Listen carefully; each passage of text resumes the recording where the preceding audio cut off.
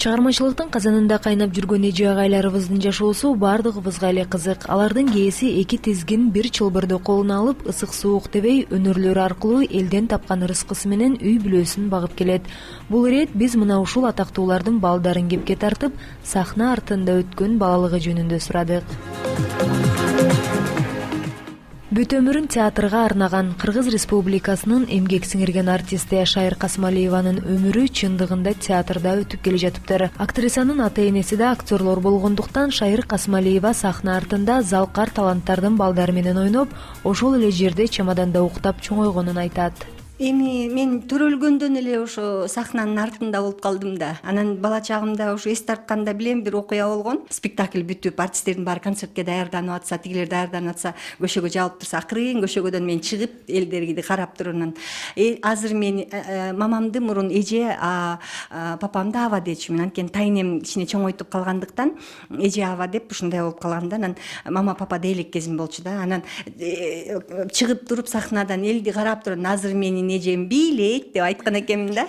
Бирок ошо деле өзүмдүн көз алдымда эле эс бар. Анткени ошо кезде чачтарым мындай бийик кылып түйгөн аябай мода болчу да. Анын алдыда ошентип бийик кылып түйүп отурган бир аял отурган экен да. Анын аял каткырып күлүп туруп, эңкегенде баягы жакшынакай болуп турган чачы шалп этип минтип калды да. Аны көрүп алып мен күлүп, мени көрүп алып эл күлүп, ошентип аябай күлүп атканда, анан Володя деген бир орус жигит иштечү, кыргызча аябай жакшы сүйлөгөн жигит болчу. Ошол эле мени көтөрүп алып кетти, мойнуна мингизип алып барып айтып артистергечи. Билесиңер кызыңарым эмне кылды, момдай кылды деп, окуй дешип баары ушинтип жүрөт да. Бул ушундай бир күлкүлүү окуя болгон. Анан биз чарчайбыз, ал кезде концерт аябай кеч башталып, анан аябай кеч бүтчү, ошол учурда уйкубуз келет. Анан чамадандарымда калдайган чоң чамадандар болчу да, баягы кийимдерин салган. Анан чамаданды ачып туруп кийимдердин үстүнө бизди жаткырып, үстүбүздөн жаап коюшчу да. Ошол чамадандын үстүндө, чамадандын ичинде уктап чоңойгон балдардын биримин да. Анан дагы эсимде калган учур ушул Кыргыз драма театрындагы улуумундагы эжекелерибиз, агаларыбыз сахнада ойноп атканда, иним экөөбүз дайыма ошол спектакльди көрүп, кулисанын бурчуна туруп алып кечке көрө берип, ар биринин тексттери мээбизге ушундай сиңип калган, жаттап калганбыз. Анан үйгө барып алып, мамам менен папама экөөбүз бир жолу спектакльди ойноп бергенбиз. Кожо жаш менен Зулайканын экөөнүн ошол эпизодунчу. Бир да сөздү кетирбей, алардын образын туурап ойносок, ата-энебиз экөөбүздү карап туруп аябай таң калышкан.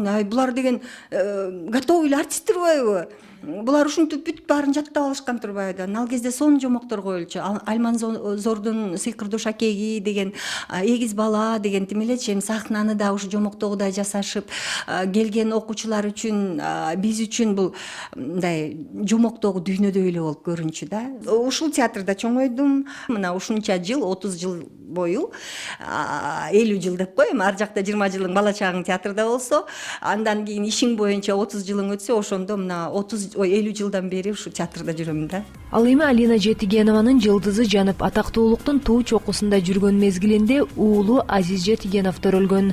Ырсыз жашоосун элестете албаган Алина Жетигенова көз жаргандан көп өтпөй эле уулун көтөрүп алып сахнага чыккан.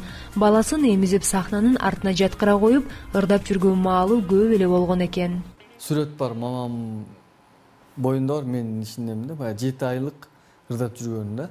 Сахнада турган сүрөт бар мына ичинде. Мен ошо тамашалап балдарга айтып берем, мен сахнада мына 7 айынан баштап жүрөм деп, мындай балдарга көп тамашалайм кээде көрсөтүпчү.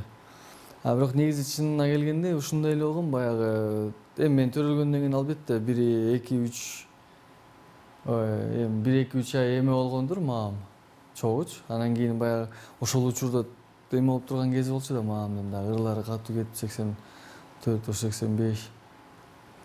Анан эми биз кандай болчук? Ооба мектепте гана, мектеп окуу учурунда эле болчук үйдө. Калган учурларда жалаң гастролдо болчук. Чын эле баягы деметип каникулдун башында чыгып кетип, анан мектепте баягы каникул бүткөндөн кийин чогулуп бардыгы тетрадь алып, мугалим айтат го, баягы каяка барып келдиңер жазып бергиле депчи.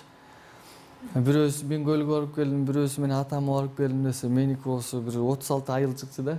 Мамам айтканы боюнча 3 жашыман баштап эмеге чыга баштаптырмын, баягы интермедиа деп коет го, Гүлтү аз комеди клуб болуп атпайбы, ошондой бирдемелерге мен баягы пассажир болуп же бирдеме болуп ошентип чыга баштаптырмын. Анан ошо бир маал болду. Бир маал болуп баягы Айш Жетигенов болуп концерт кое баштадым. Ошол маалда аябай жакшы болуп кетти. Анткени ал кезде дагы эч ким жок болчу да. Ушул учурда мен баягы өзүм чыгып баягы эме болуп жүргөн кичине баягы звездный болезнь деп коет. Эми ушу жашпыз 18, 19, 20, 22 жаш, же 19, 20 жашка чейин эме болдум аябай. Өзүмчө король болдум да. Көп нерсени түшүнбөй өткөнсүң. Анан кийин бир дос, ушул учурда бир дос балам бар, келип жүрчү постоянно. Ай, Азиз, андай эмес экен, Кудай бар экен. Кетип каласың, кайра ишт бирдеме, кайра ушинтип келип жүрчү мага бир дос балам. Мирлан, Азан, сиздер деле көп тааныйсыздар. Анан ушинтип көп келип атып, анан акыры ушу кичине эме куйду окшойт.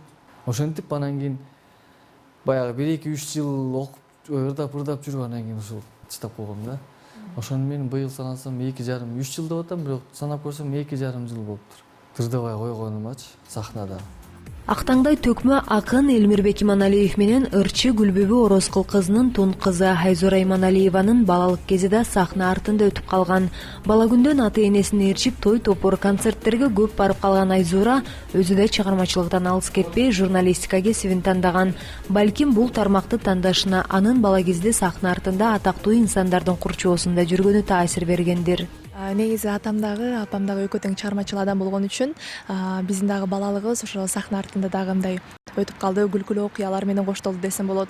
Баягы конок, той топур, концерт деп жүрүп, кечинде таң атаар маалда да келген учурлар болгон да эми.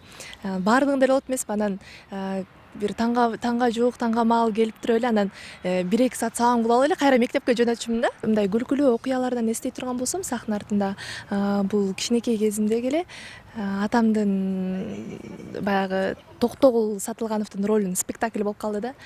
Анан ошол жака барып калдык. Барып отурабыз, сахнанын артында жүрдүк, барып аралашып, анан бир маалда эле Токтогулду сүргүнгө айдайт эмеспи? Айдаган кезде баардыгын тең баягы сабап, зордук, зомбулукка алат го.